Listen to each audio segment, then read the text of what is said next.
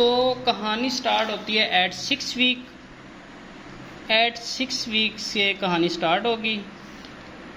इसमें होता ये है कि अब क्योंकि अगर मैं आपको दिखाऊं, ये देखें तो ये एयर रीजन है बेसिकली। यहाँ से जो है ना ओटिक रीजन भी कहते हैं, एयर रीजन भी कहते हैं। यहाँ से एक फाइब्रस नहीं कह सकते हैं आप इसको, एक सॉलिड हाइलिन कार्टिलेजिनस रॉड की एक्सटेंशन होती है जो कि कवर्ड होता है किससे, फाइब्रोसेलुलर कैप्सूल से कवर्ड होता है। वो एक्सटेंड होके ये जो मैंडिबल की जगह है ना तो यहाँ तक आ जाता है। वो यहाँ से ये एक्सटेंड होगा, यहाँ तक आ जाता है। कब? At 6 week. तो एट 6 वीक एक solid hyaline cartilaginous rod extend करता है, जहाँ पे मैंडिबल की फॉर्मेशन होनी है वहाँ तक एक्सटेंड करता है। तो ये इमेजिन करिए ये एक ओटिक रीजन है, ये एक ओट रीजन है। यहाँ से एक mandible solid hyaline cartilage extend कर रहा है और ये इधर से कर रहा है। ये मिड लाइन है, ठीक है, दोनों तरफ से प्रोसेस आ रहे हैं क्योंकि यहाँ पे ये मिड लाइन है, ये मिड लाइन है, दोनों तरफ से आ रहे हैं तो ये एक्सटेंड करता है। अब ड्यूरिंग 6 वीक इसके इर्द गिर्द जो मीजन कायम पड़ी होती है उसमें ऑसिफिकेशन स्टार्ट होती है। लेकिन उससे पहले हम लोग देखेंगे कि कौन सी जगह पे होती है। अब होता ये कि मैंडिबल नर्व एंटर होती है कहाँ पे, इस रीजन में, मैंडिबल के रीजन में। तो मैंडिबुलर नर्व यहाँ से एंटर होगी, तो ये इनफैक्ट यहाँ से मैंडिबुलर नर्व एंटर होती है, ठीक है, यहाँ से एंटर होगी। यहाँ से एंटर होके फिर एंटीरियर 2/3 जो होता है ना कार्टिलेज का, वहाँ से ये डिवाइड होती है दो ब्रांचेज में। एक को हम कहते हैं लिंगुअल ब्रांच या लिंगुअल ब्रांचेज जो कि लिंगुअल साइड पे होगी, और दूसरी को हम कहते हैं इन्फीरियर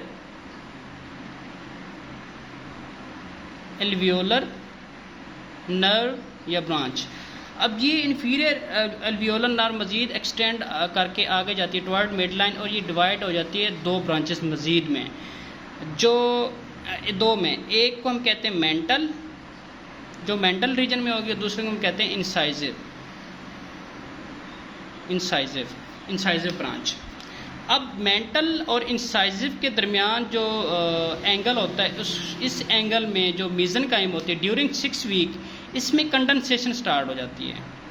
इसमें क्या होगी? ड्यूरिंग 6 वीक इसमें कंडेंसेशन स्टार्ट हो जाएगी। जो मीजन कायम होगा उसमें प्रोलिफिकेशन स्टार्ट हो जाएगी और उसकी कंडेंसेशन स्टार्ट हो जाएगी।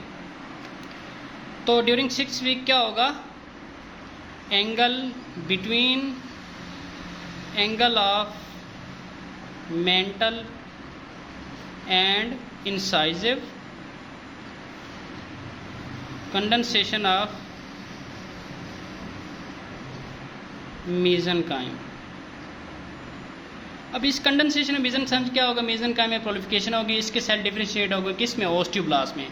तो जब ओस्टियोब्लास्ट बनते हैं तो एट 7 वीक्स क्या होता है? इंट्रा मेम्ब्रेनस ओसिफिकेशन स्टार्ट हो जाती है। Intra membranes ossification starts. तो इंट्रा मेम्ब्रेनस ओसिफिकेशन स्टार्ट हो जाती है। अब ये जो इंट्रा मेम्ब्रेनस ओसिफिकेशन होती है, अगर मैं आपको पिक्चर दिखाऊं इससे ज़्यादा आपको क्लियर नज़र आएगा।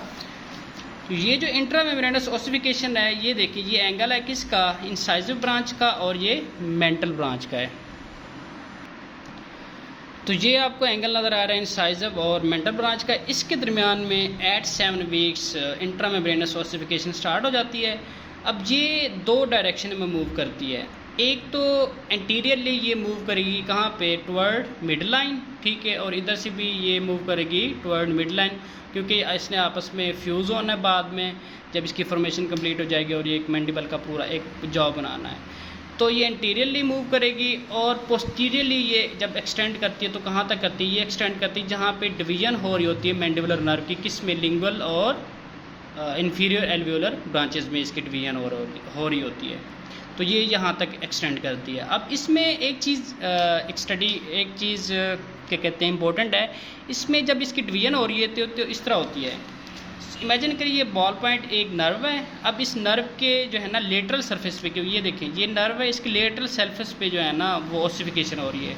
अब क्योंकि नर्व पड़ी है, अगर मैं कहूँ इसके लेटरल सरफेस पे बोन की फॉर्मेशन हो रही है, ठीक है, और इसके नीचे भी हो रही है, तो अगर मैं इस नर्व को निकाल लूँ तो क्या बनेगा, इसमें एक वैली लाइक स्ट्रक्चर बन जाएगा। तो इस वैली लाइक जो वैली होती है उसके दो एंड्स होते हैं, ठीक है। अब इसका जो मिड लाइन की तरफ होगा उसको हम कहते हैं मीडियल पार्ट, और जो लेटरल साइड पे होगा उसको हम कहते हैं लेटरल प्लेट कहेंगे। मीडियल प्लेट और लेटरल प्लेट हो जाएगी। तो दो प्लेट्स बन जाएंगी किसके, ट्रफ के। तो ट्रफ की दो प्लेट्स होंगी। अब ये वाला जो ट्रफ होगा यहाँ पे बोन की फॉर्मेशन, ये ट्रफ अपोजिट ट्रफ के साथ मिल जाएगा, ठीक है। और ये जब मिलता है तो ये मिल जाएगा, इसके ऊपर जो है ना हमारे पास टीथ आते होते हैं। अब ये इसके ऊपर मिलेगा, इसके ऊपर क्योंकि नर्व पड़ी तो नर्व के ऊपर फिर क्या आ जाएगा, सून, यानी जो है ना तेज़ी से इसके ऊपर बोन आ जाएगी और ये नर्व कवर हो जाएगी, ठीक है। और ये नर्व इसके बोन के अंदर आ जाएगी। अब इसके पीछे जो है ना, इसके पीछे भी ट्रफ क्योंकि है, लेकिन इसमें फिर जो ट्रफ होता है वह सब डिवाइड हो जाता है, यानी उसमें डिवीजन्स हो जाती हैं इस तरह। तो इसमें डिवीजन्स हो जाती हैं। अब इसमें क्योंकि टीथ होते हैं ना मैंडिबल में, बॉडी में, तो बॉडी में टीथ होते हैं तो एल्वियोलर प्रोसेस में, तो इसलिए इसकी सब डिवीजन हो जाती है ट्रफ की। अब इसमें मैं कहूँ कि इसमें क्या कहते हैं, प्री मोलर्स आ सकते हैं, यानी प्री मोलर की जगह पे जो है ना वो सब डिवीजन हो जाएगी, उसमें एक स्पेस रह जाएगी, यानी वो ट्रफ एक क्या कहते हैं उसकी वो सब डिवाइड हो जाएगा ना, तो उसकी जगह क्या आ जाएगा, क्या कहते हैं एक टूथ आ जाएगा। फिर आगे ये ट्रफ कंटिन्यू होगा, उसके साथ फिर मज़ीद एक ट्रफ क्या कहते हैं एक हॉलो स्पेस आ जाएगी या सब डिवीजन आ जाएगी, जिसके अंदर क्या आना है, एक क्रिप्ट आ जाता है जिसके अंदर टूथ की फॉर्मेशन होनी है। तो इस तरह ये इसकी सब डिवीजन होती है पोस्टीरियरली। एंटीरियरली इसकी कोई डिवीजन नहीं होती, आपस में मीट कर जाते हैं, ठीक हो गया। तो सब डिवीजन में कौन से टूथ जर्म्स आएंगे और वो फिर टूथ जर्म्स उसके ऊपर कौन बोन की फॉर्मेशन हो जाएगी, और ये पूरा एक बोन फॉर्मेशन होगी। क्योंकि हमें पता है कि बिफोर बर्थ जो टीथ होते हैं वो मैंडिबल के अंदर उसकी फॉर्मेशन हो जाती होती है, और जब फॉर्मेशन होती है या बर्थ हो जाती है बच्चे की, तो बर्थ के बाद जो है ना टीथ की इरप्शन स्टार्ट होती है। तो टीथ ऑलरेडी फॉर्म्ड होता है किस में, बोन में। तो इस तरह जो जर्म्स होंगे उनकी स्पेस ये सब डिवीजन हो जाती है ट्रफ की, उसमें ये जर्म्स पड़े होते हैं और ये टूथ की फॉर्मेशन हो जाती है, उसके ऊपर ये बोन कवर कर जाती है। तो सेम प्रोसेस इधर से भी बॉडी बन जाएगी और थोड़ा सा रेमस का पार्ट बन जाएगा, इधर से भी बॉडी बन जाएगी, रेमस का पार्ट बन जाएगा, और ये दोनों आपस मिल जाएंगे। अब इसमें जो कार्टिलेज का रोल है इसको हम वैसे बाद में भी देखेंगे, लेकिन ये इसको इमेजिन कर लीजिए, जस्ट ये है ना ये एक पोजीशन डिफाइन करने के लिए आई है कि यहाँ पे जो है ना इसकी लेटरल साइड पे, यानी कार्टिलेज के लेटरल साइड पे, मैकल कार्टिलेज के लेटरल साइड पे बोन की फॉर्मेशन होनी है, जहाँ पे नर्व की डिवीजन हो रही है, ठीक है। तो ये हो गई किसकी फॉर्मेशन, ये फॉर्मेशन हो गई बॉडी की, और थोड़ा सा रेमस का पार्ट भी यहाँ पे बनता है।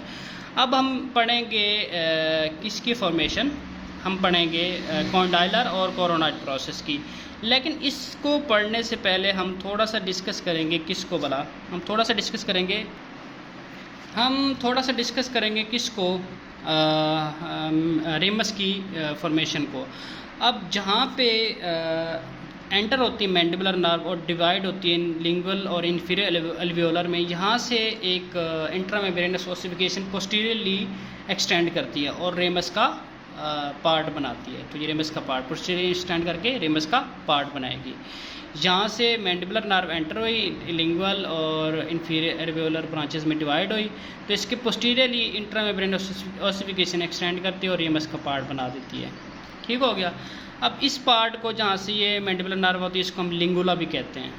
लिंगुला आप जब एनाटमी में मैंडिबल की स्ट्रक्चर पढ़ेंगे तो उसमें आपको इनर सरफेस पे मैंडिबल की या इनर सरफेस पे आपको एक लिंगुला नज़र आएगा, एक प्रोसेस नज़र आएगी जिसको हम लिंगुअल कहते हैं। बेसिकली ये लिंगुला क्या होता है, यहाँ से रेमस, यहाँ से इंट्रामेम्ब्रेनस ओसिफिकेशन एक्सटेंड करती है पीछे की तरफ, तो रेमस बनाती है। ओके, अब हम पढ़ेंगे फेट ऑफ मैकल्स कार्टिलेज। तो मैकल कार्टिलेज होना तो ये चाहिए था कि ये बोन में कन्वर्ट हो जाता और बॉडी ऑफ मैंडिबल बनाता, लेकिन इसका ऐसा सच कोई रोल नहीं होता, एक्सेप्ट ये बनाता है मेलियस प्लस इंकस बोन्स। क्योंकि ये एक्सटेंड करता है एयर रीजन से, तो इस वजह से भी इसका रिलेशन कह सकते हैं, खैर नेचर का अपने रूल्स हैं, ठीक है। तो ये मेलियस और इंकस बोन्स बनाता है जो कि मिडिल एयर में होते हैं, और ये दो लिगामेंट्स भी बनाता है इस जिसमें एक सफीनो मैंडिबुलर और स्फिनोमेलियोलर लिगामेंट बनाता है। और फोर्थ वन इसका वैसे तो इसमें इसका कोई रोल नहीं है एंडोकॉन्ड्रियल ओसिफिकेशन में, लेकिन कुछ रिसर्चेस बताती हैं कि इसका थोड़ा सा रोल होता है एंडोकॉन्ड्रियल ओसिफिकेशन में। तो एंडोकॉन्ड्रियल ओसिफिकेशन में भी थोड़ा सा रोल ये प्ले करता है, लेकिन एज सच जनरल इसका कोई रोल नहीं होता। इसके बाद हम लोग, क्योंकि ये प्राइमरी कार्टिलेज था, अब हम पढ़ेंगे सेकेंडरी कार्टिलेजेस।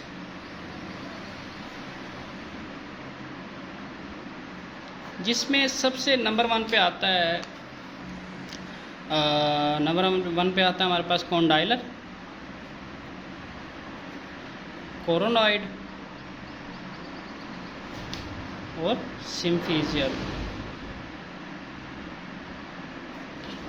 कॉन्डाइलर, कोरोनॉइड और सिम्फिजियल कार्टिलेजेस। सबसे पहले हम पढ़ेंगे तो ये कॉन्डाइलर, ये कोरोनॉइड और ये रेमस है और ये बॉडी है। तो कॉन्डाइलर अपेयर होता है कार्टिलेज के कब? एट 12 वीक्स ऑफ डेवलपमेंट, ठीक है। ये 12 वीक्स पे अपेयर होता है, और ये जो है ना फिर 12 वीक्स के बाद ये जो कार्टिलेज होता है बाय एंडोकॉन्ड्रियल ओसिफिकेशन के ज़रिए, बाय एंडोकॉन्ड्रियल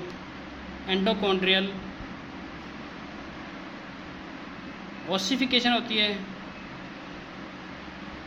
और ये कन्वर्ट हो जाता है किस में? कॉन्डाइलर प्रोसेस में,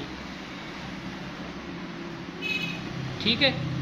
अब क्या कहते हैं, ये कॉन्डाइलर प्रोसेस में कन्वर्ट हो जाता है, लेकिन इसमें थोड़ी सी लेयर रह जाती है कार्टिलेज की। उसकी रीज़न ये होती है कि क्योंकि बच्चों में का जो मैंडिबल होता है वो छोटा होता है, तो जब फीटस की बर्थ होती है तो उसके बाद मैंडिबल छोटा होता है, तो उसकी ग्रोथ होती रहती है। तो ये सेकंड डेकेड ऑफ लाइफ यानी 20 ईयर्स तक रहती है। सेकंड डेकेड 20 ईयर्स तक ये रहता है, उसके बाद ये ख़त्म हो जाता है। तो ये था कॉन्डाइलर। अब हम पढ़ेंगे कोरोनॉइड को। तो कोरोनॉइड जो होता है, तो कॉन्डाइलर प्रोसेस था 12 वीक्स पे अपेयर होता है, और एट 20 वीक्स जो है ना ये मोस्टली जो है ना इसका पार्ट ये कन्वर्ट हो जाता है किस में? कॉन्डाइलर प्रोसेस के बोन में, और थोड़ी सी थिन लेयर रह जाती है वो जो है ना फिर रहती है कब तक? वो रहती है at second decade of life, यानी 20 साल तक रहती है, 20 ईयर्स तक रहती है। उसकी रीज़न ये होती है क्योंकि मैंडिबल छोटा होता है बच्चों में, तो वो उसकी ग्रोथ होती रहती है। तो जब 20 साल आते हैं तो ये कम्प्लीटली ऑलमोस्ट ख़त्म हो जाता है। अब हम पढ़ेंगे कोरोनॉइड 4 मंथ पे अपेयर होता है, ठीक है, और ये बिफोर बर्थ ख़त्म हो जाता है। इसमें भी एंडोकॉन्ड्रियल ओसिफिकेशन होती है, एंडोकॉन्ड्रियल ओसिफिकेशन होगी, और ये क्या बनाएगा? Coronoid process. अब आ जाते हैं सिम्फिजियल। अब जो कार्टिलेज सिम्फिजियल होते हैं बेसिकली जो कार्टिलेज यहाँ से एक इधर से आया एंड एक इधर से आया, तो यहाँ पे कार्टिलेज होता है सिम्फिजियल। तो सिम्फिजियल इन दोनों के दरमियान में होता है बेसिकली ये फिर इसमें भी एंडोकॉन्ड्रियल ओसिफिकेशन होती है। एंडोकॉन्ड्रियल ओसिफिकेशन, ईसीओ का मतलब है एंडोकॉन्ड्रियल ओसिफिकेशन, और ये कन्वर्ट हो जाएगा किस में? बोन में, और ये दोनों बोन आपस में फ्यूज़ करेंगे और एक सिम्फिजियल जिसको हम सिम्फिसिस मेंटी भी बनाते हैं, एक जॉइंट बन जाएगा। तो ये फ्यूज़ हो जाएंगे आपस में, तो ये बोन बनाता है, ठीक है। और ये जो कार्टिलेज होता है ये बर्थ के बाद रहता है, लेकिन with in first year after birth ये लॉस्ट हो जाता है। तो ये थी ओवरऑल डेवलपमेंट ऑफ। तो ये था हमारे पास क्या? सिम्फिजियल कार्टिलेज, जिसमें इसकी एंडोकॉन्ड्रियल ओसिफिकेशन है। तो ये फ्यूज़ एंडोकॉन्ड्रियल ओसिफिकेशन जो है ना इसमें बोन में कन्वर्ट हो, ये दोनों पार्ट्स जो होते हैं ना बोन के आपस में मिल जाते हैं, और ये जो कार्टिलेज होता है with in first year after birth तो ये लॉस्ट हो जाता है।